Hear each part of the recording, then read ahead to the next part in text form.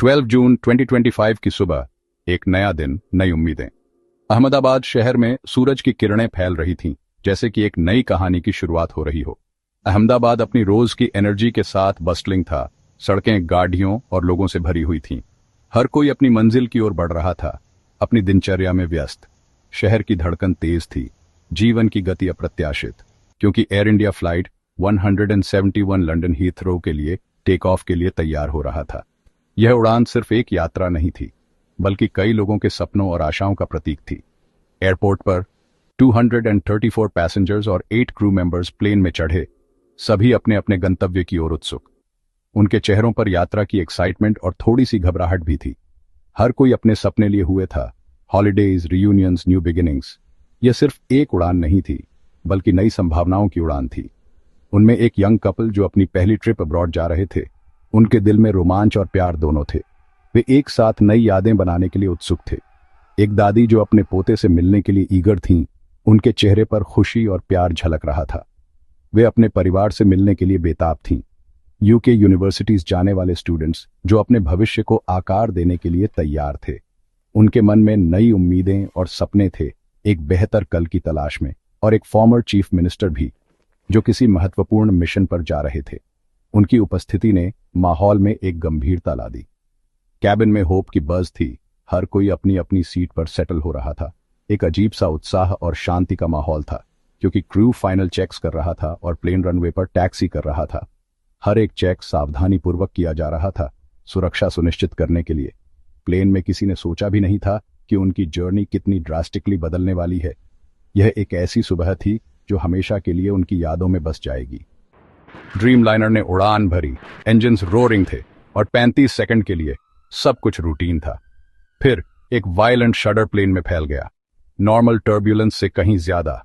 Aircraft लचक गया, alarms बजने लगे और पैनिक फैल गया, क्योंकि कैबिन अंधेरे में डूब गया।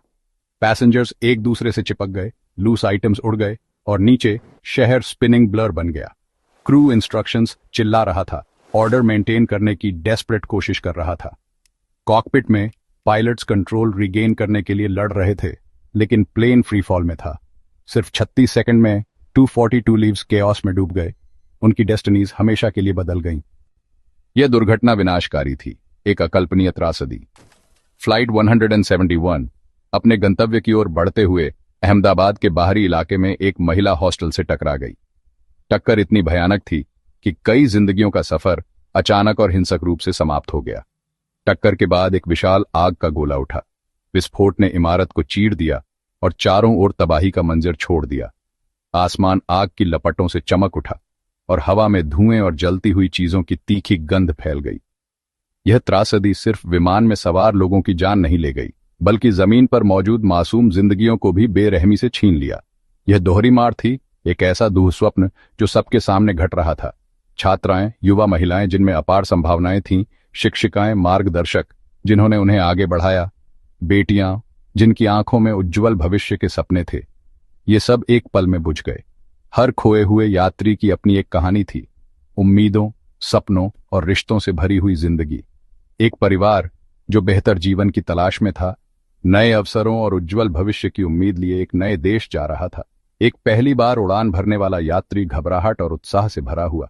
एक पिता जो अपने बच्चे से वादा कर रहा था कि वह लौटकर ढेर सारे उपहार लाएगा, अपने परिवार को प्यार से भर देने के लिए बेताब था।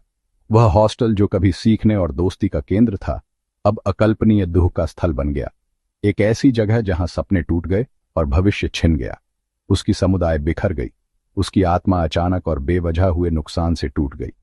राहत दल मलबे और गहरे नुकसान के बीच पहुंचे। एक ऐसा दृश्य जो उनकी यादों में हमेशा के लिए बस गया।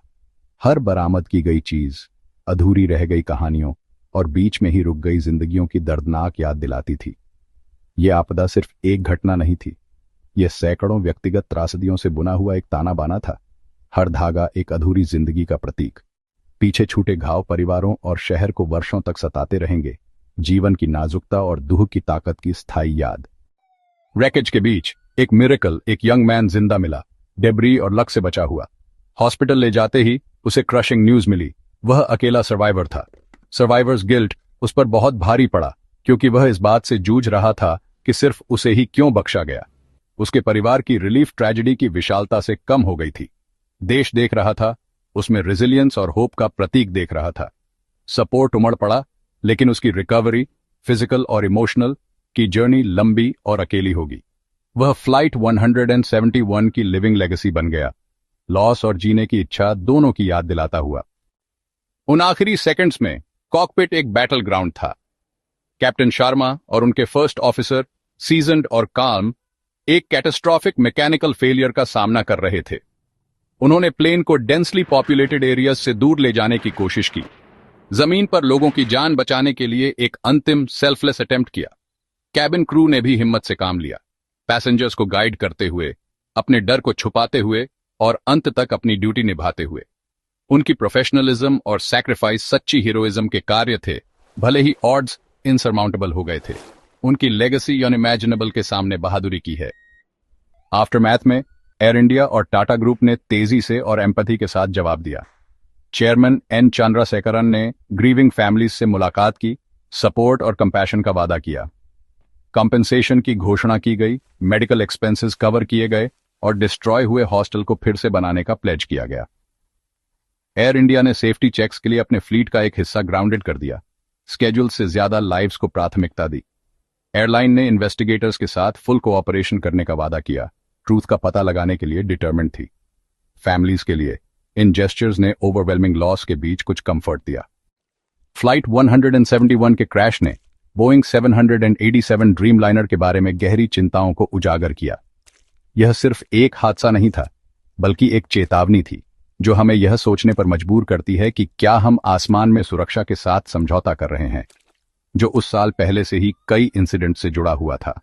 इन घटनाओं ने एविएशन इंडस्ट्री के भीतर एक बेचैनी पैदा कर दी थी, और फ्लाइट 171 का क्रैश उस डर को सच साबित करने जैसा था। पब्लिक के लिए एयर ट्रैवल में ट्रस्ट हिल गया था। हर उड़ान अब संदेह और चिंता के साथ देखी जा रही थी।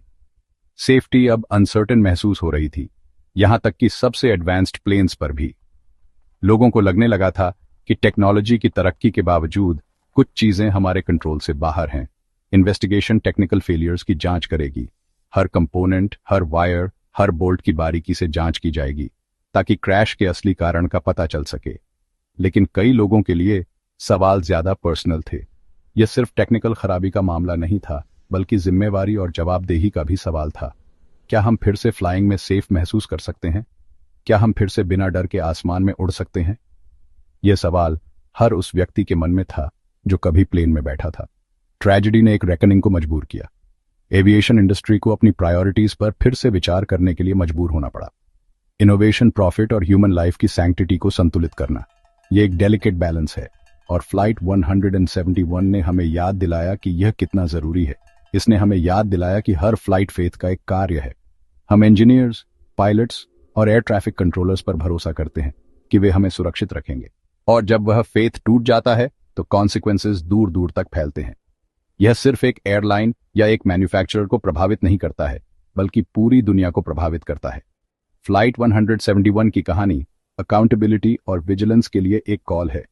हमें यह सुनिश्चित करना होगा कि ऐसे हादसे दोबारा ना हो। हमें उन लोगों के लिए यह करना है जिन्हें हमने खोया है।